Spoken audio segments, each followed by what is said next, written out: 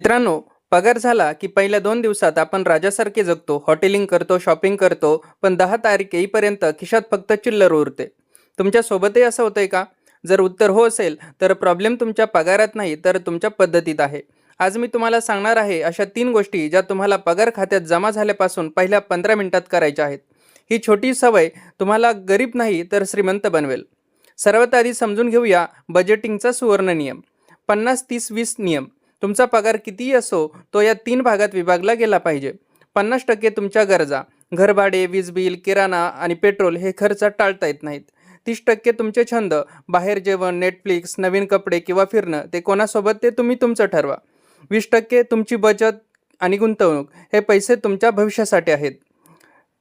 त्या 15 मिनिटांचा प्लॅन आता बघूया. पगार झाल्यापासून 15 मिनिटात तुम्हाला नक्की काय करायचं आहे? स्वतःला आधी पे करा. पहिली स्टेप आहे स्वतःला आधी पे करा. पे युअर सेल्फ फर्स्ट. आपली सगळ्यात मोठी चूक काय? आपण आधी खर्च करतो आणि उरलेले पैसे वाचवायचा विचार करतो. पण श्रीमंत व्हायचं असेल तर गणित उलटं करा. पगार झाल्यावर सर्वात आधी तुमचे 20% पैसे गुंतवणुकीसाठी SIP, RD किंवा FD बाजूला काढा.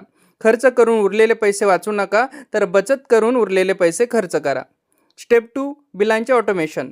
वीज बिल, फोनपे, EMI या सगळ्यासाठी ऑटोपे सेट करा. यामुळे वेळेची बचत होते आणि लेट फीचा भुर्दंडसुद्धा बसत नाही. तिसरी स्टेप आहे इमर्जन्सी फंड.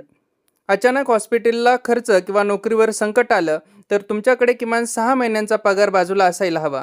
जर तो नसेल तर या 15 मिनिटात त्या फंडमध्ये छोटीशी रक्कम जमा करा. मित्रांनो, लक्षात ठेवा, तुम्ही किती कमावता यापेक्षा तुम्ही किती वाचवता आणि ते कुठे गुंतवता यावर तुमची श्रीमंती अवलंबून असते. पुढच्या वेळी पगार झाल्यावर शॉपिंग करण्याआधी ही 15 मिनिटांची शिस्त लावून बघा.